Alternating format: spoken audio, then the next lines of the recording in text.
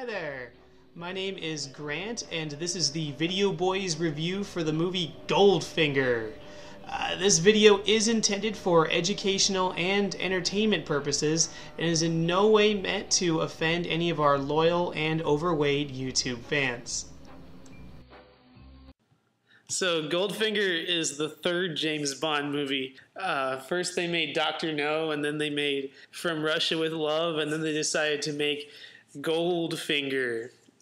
So Goldfinger comes right after From Russia with Love, and From Russia with Love was meant to be like more of like a serious spy movie, but Goldfinger is sort of in the opposite direction. It kind of is sort of a return to form from the Dr. No way of doing things, where it's about James Bond having to stop a single criminal who's just insane and has like this insane plan, and it kind of follows the same formula, but in a lot of ways it also improves on Goldfinger also introduces a lot of the core aspects that'll become really important to the franchise, like the James Bond super spy car that can also do lots of cool things. So the producers decided to use Ian Fleming's novel Goldfinger as the basis for the third movie because at the time there was a big lawsuit involving Thunderball, which was originally intended to be the first James Bond movie. But in Goldfinger, James Bond takes a break from fighting the evil organization Spectre so that he can stop this guy named Goldfinger. And this is actually kind of a really unusual way of doing things, because it's hard to come up with another movie franchise where in the first two films the hero battles a single enemy, but in the third film he battles someone different. I mean, that is done sometimes, like in like Ninja Turtles or something, but it's hard to come up with a franchise where like the third one is so well reviewed like this movie was.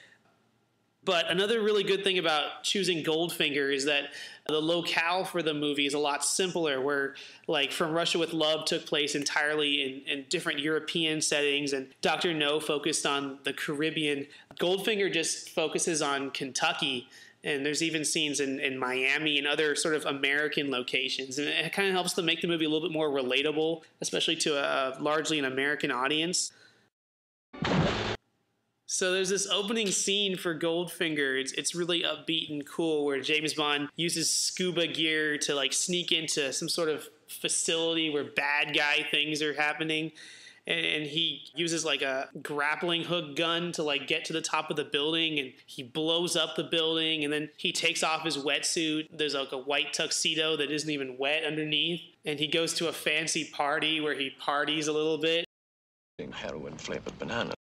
And then he goes back to a hotel room with this girl, and then there's an assassin that tries to kill him, but James Bond kills the assassin instead. And it's actually a lot of really crazy stuff all happening like in the first like 5 minutes of the movie, and none of this really has anything to do with the plot of the movie. It's all just a bunch of nonsense, but it's really cool, and it's really successful in showing us that Goldfinger is going to be a really different movie than From Russia with Love is, and it really just sets the tone of the movie really well, that this movie will have craziness and James Bond will become invincible starting with this movie, but it does it like in a really cool way, and you really like it.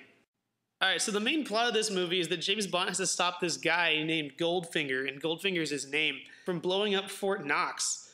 And Goldfinger is he's this fat billionaire guy, and I think the most interesting thing about him is that he's already clearly very wealthy, but he comes up with this crazy plan to blow up a national landmark in order to get wealthier. Alright, so also there's this character, his name is Oddjob.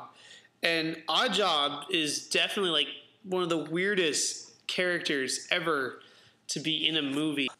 Probably the weirdest thing about Oddjob is that instead of, using a gun, he kills you by throwing his hat at you.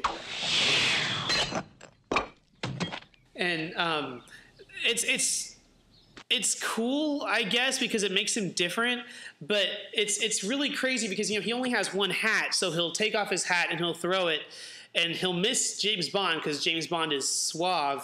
And then instead of fighting James Bond, he'll run away to go get his hat so that he can try again. And that's really stupid. So at the end of the movie, Oddjob gets killed because he throws his hat into an electric fence. And then instead of fighting James Bond, he goes to get it and gets electrocuted and dies. Like he died just so that he could keep the theme of his criminalism intact. Like it's very silly. Also, it doesn't really make sense how devoted he is to Goldfinger. So at the end of the movie, Goldfinger has planned his bomb, and James Bond's trying to defuse the bomb, but Oddjob tries to intercept him and battle him. So Oddjob is willing to die in this explosion. He's willing to be killed just so Goldfinger can make a little bit more money. So overall, this movie has a lot of really good points to it. Goldfinger is really seen as the definitive James Bond film, as the James Bond movie that every other James Bond movie tries to be. And it's the movie that's most often imitated throughout the series. It capitalizes on the formula that was started in Dr. No and sort of improves upon it using a lot of really compelling characters. Goldfinger is interesting. Oddjob is interesting. Pussy Galore is a great character. You're a woman of many parts, Pussy. So as far as downsides go, I guess this movie doesn't have that many, but I always think it's fun to pick at things. So one scene that the other video boys and I don't really seem to understand is this part where Goldfinger gathers together a group of his criminal buddies, and he explains to them his plan for Fort Knox, and he asks them to join him in his endeavor. And after they all agree to help him, Goldfinger then leaves the room and places poisonous gas into the room and kills them. And it doesn't really make any sense, because I get that maybe he wants to exterminate them because they're like criminal, rivals of his. But if that's true, why explain to them the plan? Is it because he thought his plan was so good he just had to tell someone? And it just gives James Bond a chance to overhear things. Like, it's not a good idea. And then there was one criminal who said, Goldfinger, I don't want to go along with your plan. So Goldfinger has Oddjob drive him like 5 miles away and shoot him.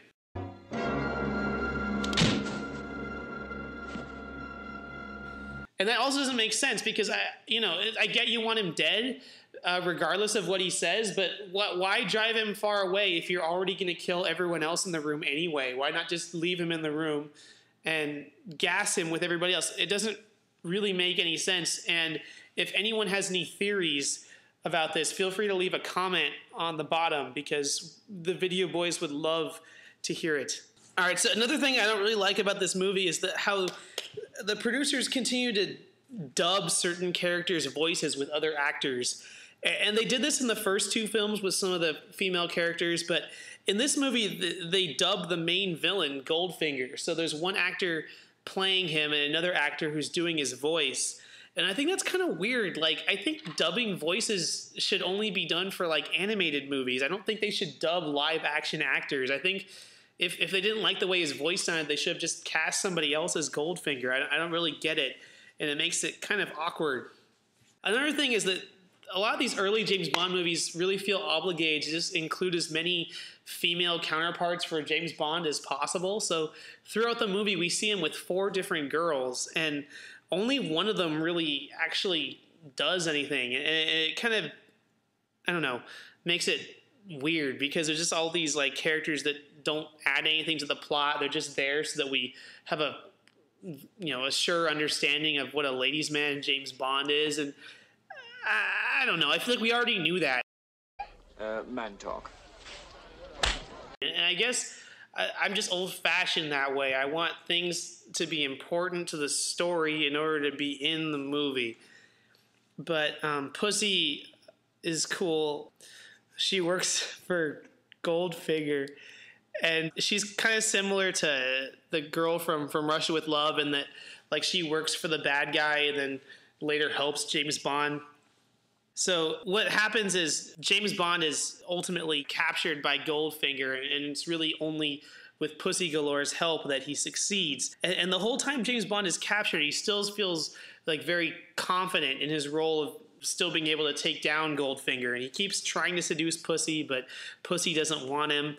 But he still keeps trying at it. And this is sort of like the beginning of James Bond's magic penis, which will appear in several films, in which there is a person doing evil, but if James Bond were to insert his magic penis into her, she'll become good. And James Bond seems to know that throughout the movie. Like he just keeps, he knows he has to keep trying and trying and trying. What would it take for you to see things my way? But he knows if he has sex with her, then she'll abandon all the money she's getting from Goldfinger for doing this, just so she can turn to the side of righteousness and good. This is also the part of the movie where my fellow video boy, Kenneth, expressed some discontent. The film does have its shortcomings. He thinks that it kind of drags because James Bond spends too long being captured by Goldfinger. But, you know, even though this is true, it's actually a really unusual captivity because even though James Bond's supposed to be Goldfinger's prisoner, we see that James Bond is able to freely roam the premises. He's able to spy on Goldfinger's dealings. He's able to have sex with Goldfinger's assistant. He's able to, you know, sit on the porch and drink lemonade with Goldfinger. And this is a really friendly and casual relationship between the two adversaries, and it's really, really different from anything that you would see in other hero-villain relationships in other movies. And I like it. I think it's really refreshing. I don't understand why more movies don't do it. Heroes and villains having lemonade together was such a groundbreaking concept when this movie first came out, but it doesn't seem to be repeated often enough. Yeah, so again, this was just a really fun movie to watch. It's perfect if you're a James Bond fan, and it's even a good place to start if you've never seen a James Bond movie before. My name is Grant, and have a good time watching movies.